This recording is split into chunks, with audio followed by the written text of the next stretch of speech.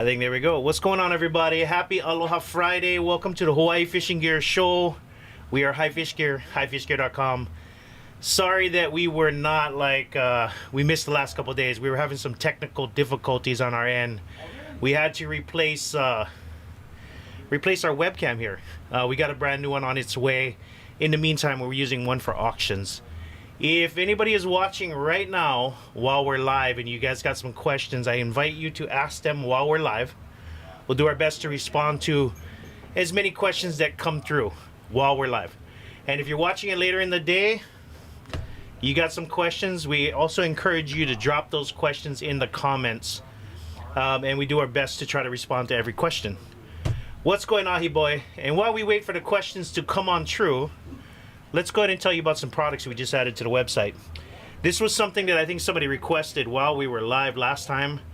This is a non-lead wire, lead-free wire.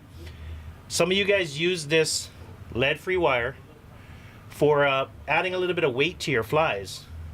This whole spool's got a little bit of weight to it. But some of you guys, you wrap it around your fly, build up the body a little bit, and give it some extra weight. That's now available on the front page of our website under new products. And then one of my favorite things is budget lures. Budget lures because, you know, if you pay 15, 20 bucks for like one of those big brand name lures, sometimes you lose it, it hurts, you forget about it, it rusts, that hurts too. So these don't hurt as much. This is the return of the 1.4 ounce Papio poppers. It is a 1.4 ounce floating big cup face popper. The thing I really like about these ones, they're salt water, and if you take a quick little look at those hooks, those are good sized treble hooks for the profile of this lure. Comes in nice little split rings, even a little split ring on the front to tie off to. Brah, this one right here, $9. This one we've decided on sticking with the 6 colors that work the best. We have 6 colors or 5 colors that mimic like local bait fish. This is the one we call akule. It's got a little black back, green and blue sides, a little yellow head with a red eye. There's also like sardine, nehu, owama, bunch of different colors. It's called the 1.4 ounce Papio popper. It's on the front page of the website because we refreshed it. This is another one. This is a 0.9 ounce. It's also a floating little cup face popper, a little bit of smaller size. If you got those whipping poles that have a lure rating up to 1 ounce, no problem casting that one. And if you can see, good, strong, beefy trebles with split rings on all of these. And the last one's a new one you might not have seen before. This is, it's kind of interesting because it's a mix between a minnow and a jig because it's got a good amount of weight. This one, I think, let me double check just to make sure I'm not barking up the wrong tree. $4.99. $4.99. It's a 1 ounce casting. It even has a little tiny lip, a little crankbait lip on there that will give it a nice little wiggle on the tree. If you cast it out, 1,000, 2, 1,000, 3, 1,000, and yank it in, just rip it in. It'll have a little bit of wiggle in the water. $4.99. There's 6 different colors to experiment with. Can't go wrong. Let's go ahead and check out the questions on YouTube right now. Bad Golf Hawaii, tips for different types of lures. Tips for different types of lures. Every lure is going to have a different retrieval technique, and you are going to have different mechanics. So it's kind of on the tricky side. Like, I'll just give you a little example. There was this realist pencil that I really liked the shape of it, and it was supposed to be a walk the dog, but it took me a little while to kind of get the retrieval down. And with that specific lure, it was a fast slash where the lure would go underwater, and as it was underwater, it would just have this rapid side to side movement. It was crazy, and as soon as I got that, it was like a slash and then a retrieve. You could see that motion of the lure. So every lure is going to have its own retrieval technique, but let's go ahead and just give you a quick rundown on the basic lures. You have sinking poppers, stick baits, and stuff like that. For a popper, a lot of times it's just to cast out as far as you can, get a little bit of tension on the line, and as soon as you have that tension on the line, you're going to do a slash. Basically just pull on it with full tension, and what that is going to do is going to drag that cup face popper through the water, causing a good amount of splash on the top of the water.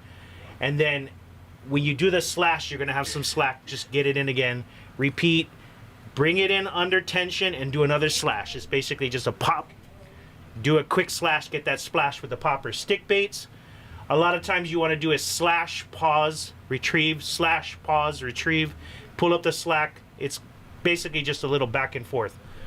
Bad Golf, if you need more help than that, send me an email, sales@highfishgear.com. Let's see what other questions we got on Instagram over here.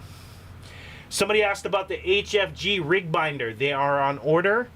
My advice to any of you that might be waiting for a rig binder, to go to our website, find the HFG rig binder, sign up for notifications. We will not talk about it until all the notifications are sent. We ordered a good amount, a little bit extra.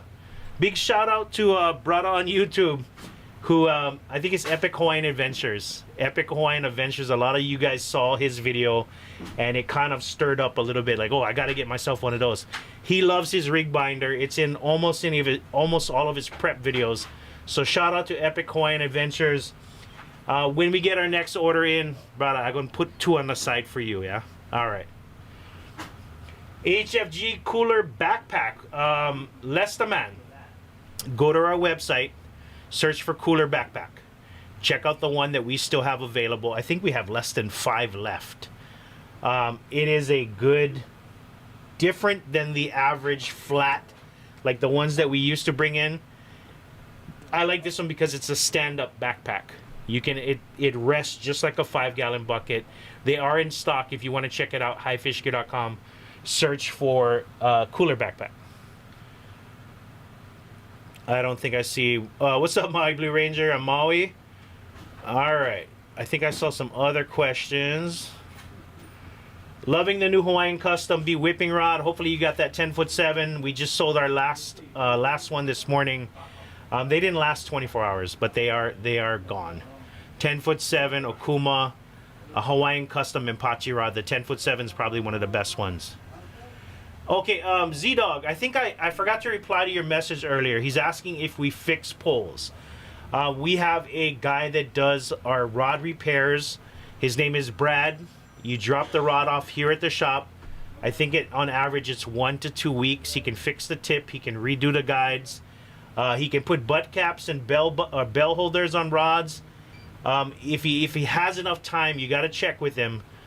If you need his information, just send me a DM on Facebook. I'll forward you to his Instagram account. We do have a price list of everything that he does. It's not the I'll fix it for $5 kind of thing. It's pro stuff. He matches the eyes. He does a really good wrap on the rod. All right. So we do fix rods, but it's not a dollar kind. Tips for fishing off the boat. If you are talking about inshore, bottom fishing, like that kind of stuff, I can probably give you some advice. Let's talk about with bottom fishing. And I think I'll relay a story. I like telling stories, okay? Stories help me get points across. I was on a small Livingston with my good friend, and we were both bottom fishing. We had almost the same exact grubs. We had almost the exact same style damashi. And I was just fishing off one side.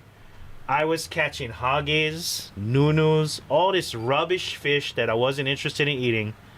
And he was just right next to me catching goats, moanas. He was actually catching opelu. Like, he was just, we were in the 5 feet away from each other, hitting the same side. And I noticed as I stopped out of frustration, lit myself up a cigarette just to kind of wallow in my, brah, how come this guy catching all this stuff? We fish in the same areas. I sat and I watched how he fished. I dropped mine to the bottom. I would raise it off the top, and I would just do the standard lazy man's bottom fishing where you just kind of bouncing it off the bottom. What he would do is he would flip his bail, let it drop all the way to the bottom, and as soon as it hit the bottom, he would just rip it up.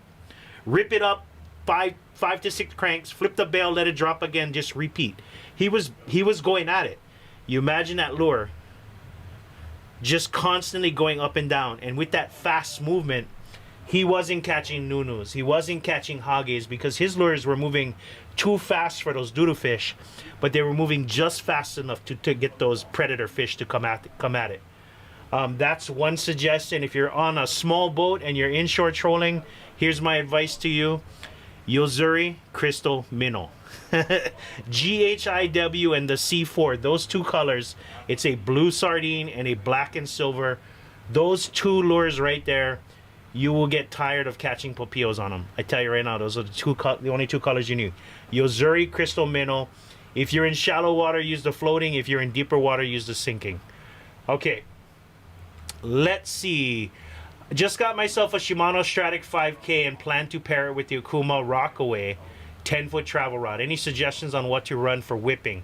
Please, P.S. Also running 20-pound test braid on the reel. I think the Okuma Rockaway 10-foot travel is rated up to 3 ounces, if I recall. Correct me if it's not. It's a little bit on the heavy side for a big bubble, but it should show that big bubble like pretty cherry. You're just not going to get that real sensitive tip when you're retrieving and stuff like that. But it's a big bubble 10-foot travel rod. I think you'd be pretty good setup. Definitely start off with with a bubble and some grubs over shallow reef, or if you're in deeper waters, I would probably suggest trying a hammer bomb or using egg lead to get it closer to the bottom where the action might be. But when you're whipping, start with the bubble till you get the rod down, or you realize how deep the water is. It allows you to explore things without losing lures or stuff like that. So start off with the bubble, lean into the hammer bomb or the egg lead, and there you go. That's kind of, if JP, hopefully that answers some of your questions. Let's see what other questions we got. What Yamaga poles you guys recommend for whipping? Matthew, send me a DM. I'll have either Jesse or Wallace reply back to your question. All right. Recommendations on people who custom wrap rods. You just got to ask around, check with some of the groups. I have no idea which rod wrappers are fully booked or how long they take. A good rod wrapper will tell you, sorry, I'm booked for like a year. All right. Also, call around to some shops. Some shops actually do rod wrap in-house, or they have guys that can help you out with them. My guy Brad, he is currently taking position. I think he has a queue. You can reach out to him if you got a rod that needs wrapped. He could probably help you out with that.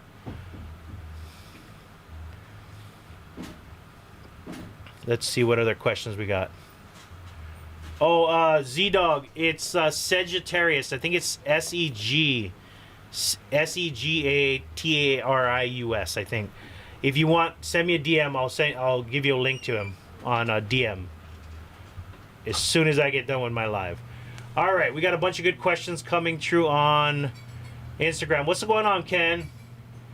Caught my first papillo with that Hawaii whipping pole I got from you last week. Right on, bro. Congratulations on your first papillo. I remember my first one. I think I caught it at Hobush. My favorite papillo lure. Me personally, I like the hammer bomb unleaded with the Campania curly tails. Probably go with the Owama. Owama's always one of those ones where if I need to catch something, I throw on the Owama. Just get my hooks wet and my pole a little bent. I'll catch something on that Owama grub from Campania Lures. Let's see what else. Aloha, I'm getting further down to your lives on YouTube, and I see the Fishing Hawaii style episode. Is there anywhere where I could get a copy? Couldn't find much online. Sorry, brother. We were working with Hawaii Fishing News recently to try to get them reprinted. I think that plan is still in motion. Hoping that we'll get some sort of result sometime this summer. All right. If your only option really to find the Fishing Hawaii style books, and I apologize, it's going to be kind of rough to find them cheap. Check out eBay. eBay has a good selection of Hawaii fishing books. I was just on there the other day kind of scanning and seeing if anything rare popped up. And I did see some Fishing Hawaii styles for sale. Some of them were like $60 to $75. So kind of brace yourself, but that's probably where you're going to wind up going. 88 chain. Okay. Let's see what questions we got. I got a scimitar and a Sedona from you guys. Been enjoying it. Right on, Kuyake. Kuyakayo. There we go. Right on, brother. Does 1410K Saragossa spool fit in 8K? I do not know if the new SWA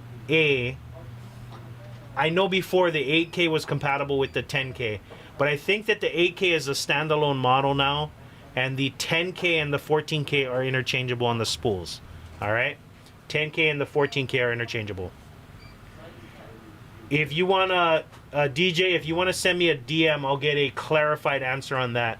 I'm like 90% sure, but that 10% of uncertainty is the reason why I want you to send me a DM. What would be a good Hallelujah setup? I think you go by what the weight is. Average Hallelujah guys like anywhere between a 1/4 ounce 3/8 up to a 1/2 ounce egg lead. So you want to find a rod that can probably handle casting up to a 1/2 ounce, but is still sensitive enough to handle a 1/4 to 3/8, just below it. And 1,000, 2,500 size reel spooled with monofilament. Sometimes they say that the Hallelujah and Akule can be kind of like line shy. And then fluorocarbon leader. There you go. If you need a little bit more details than that, send me a DM. I'll follow up if you need any more input. I just wanted to stop by, say how's it to you guys. We're 16 minutes in. If any more questions come in, we'll go ahead and answer those questions. But I wanted to let you guys know at 4 p.m. today, we're gonna have another auction in our High Fish Gear Deals page on Facebook. We did Jesse actually did an auction earlier today, 12 o'clock, hats and shirts. Our 4 p.m. auction, we just got a shipment of Heat Wave sunglasses in. If you guys want to go to our website, search for Heat Wave. We got some nice pairs in. We also got some closeout stuff that we're going to be throwing up for auction today. So there's going to be probably about 14 pairs of like premium sunglasses up for auction. They're going to go for whatever they go for. The majority of them are polarized. Most of them are safety rated for the job site or the range. There you go. JP says, for grubs, does running the hook through the grub work better than just running the hook through the grub's head? If you're using a circle hook like a BKN or say for instance an AH hook or something like that, you probably want to just hook it through the head. But if you're running a 189 hook or a J style hook or a bait holder or something like that, those are the ones you want to run through the grub. The reason why is because the circle, you're not going to run that grub up down through the body without affecting the way that it swims. With the 189 hook, you can run it through, and that longer shank will allow it to protrude from the side of the grub and allow it to still get that nice fluttering motion on the tail. But with a circle hook, you want to just hook it through the head so you don't interfere with the way that grub runs in the water and has that nice flutter effect.